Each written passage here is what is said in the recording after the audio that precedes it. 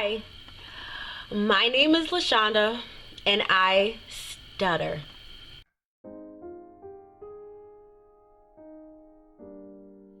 So, I wanted to talk about my speech and how I talk. So, it started when I was about three or 4 years old. My mom knew that I kind of talked a little bit different and I would repeat, my words a lot. So she decided to, put me in speech therapy. And I guess for speech therapy, that helped me a little bit, but it didn't help me a whole lot, as you can tell, because I still stutter. I went through my life for years not really knowing anyone else who spoke the way that I spoke.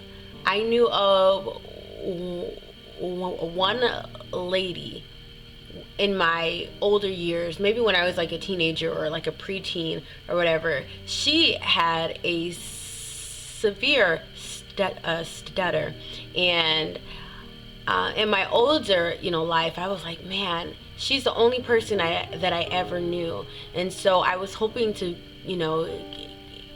get in contact with her, but I never was able to. So throughout the years I felt so alone. And so during my childhood I was teased like over and over and over about my speech. When other people would get angry at me, that's what they would hit on. Oh, well, you can't talk, this is how you talk, and it would be really hurtful, and I would get really upset about it. So in order to cope, I would try to switch my words to words that I don't stutter on.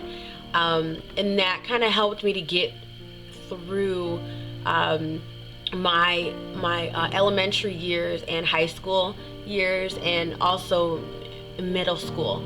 And I also noticed that if I were kind of acting, like a little bit, I would speak more fluent, and so that kind of helped me as well.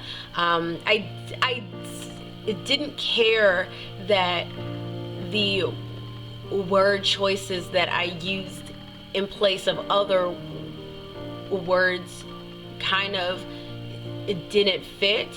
All I cared about was hiding, the fact that I had a stutter, and that I was close to fluent as I could possibly be, and close to being like everyone else that I could possibly be. And so I would say that because I had those techniques or tricks or coping mechanisms, I was able to get through my younger years, my childhood years, and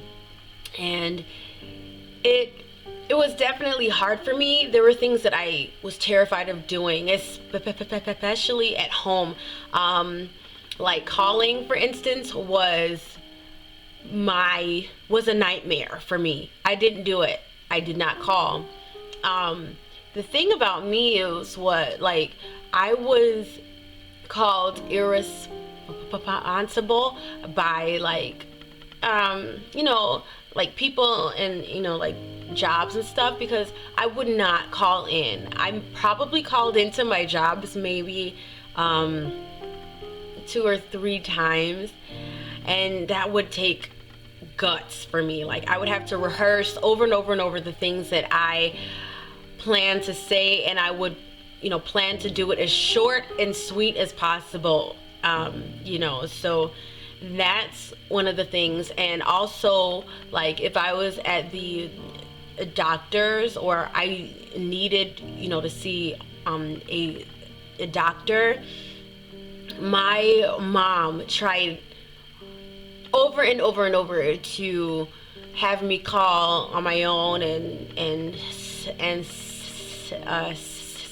set appointments, but I didn't want to do that. I never wanted to do that. Ordering food as well was the hardest thing as well.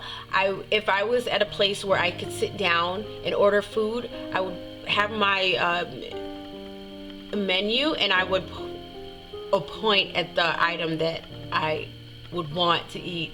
If I was at a place like McDonald's, I wouldn't do it. I would have other people order for me, and I would try to kind of explain. I would kind of try to explain why, but not explain that I had a speech problem.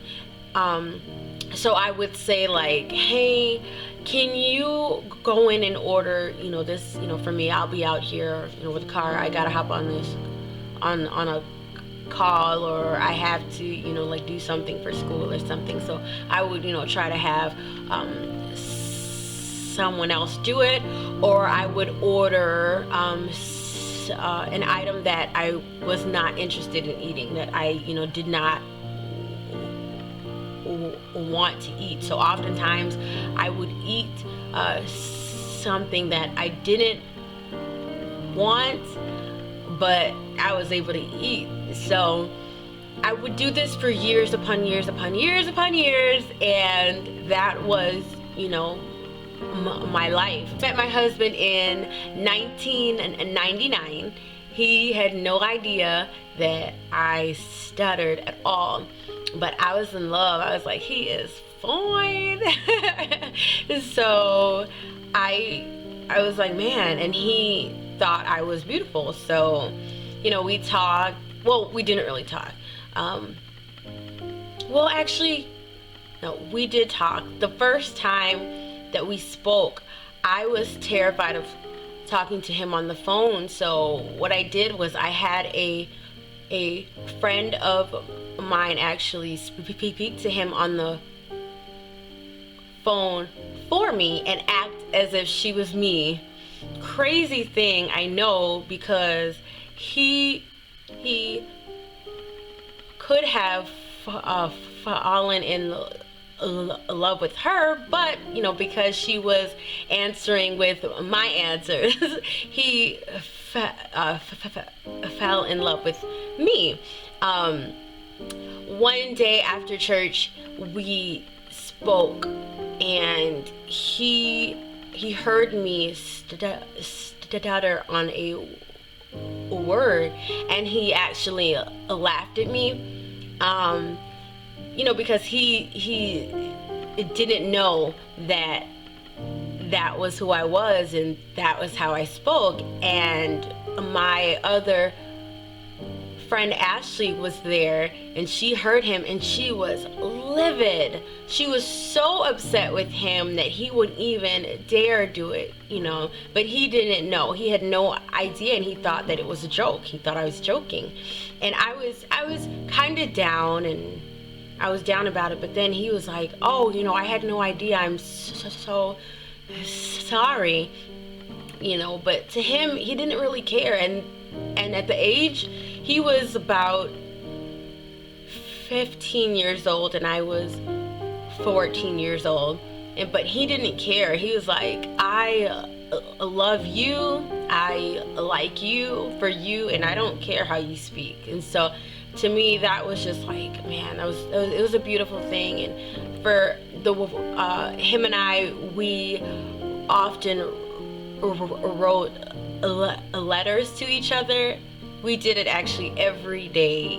We actually had a notebook that we would pass to each other every week, and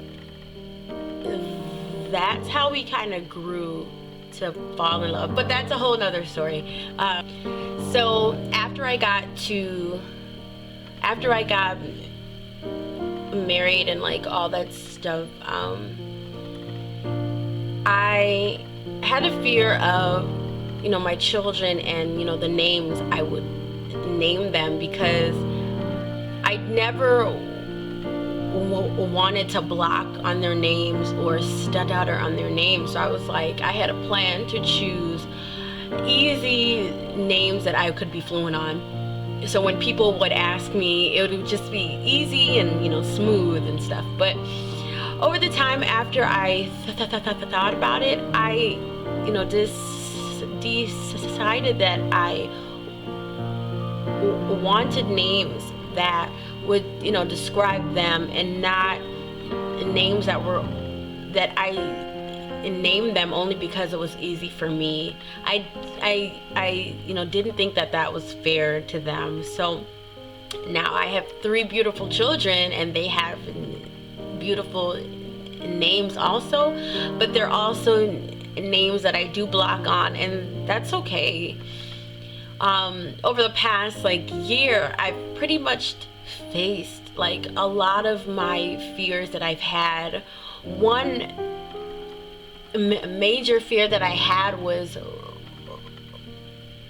wrapped up in a dream that I had, and I always had a dream of being a singer, but I knew that in order to be a singer and have that as your job, you would definitely need to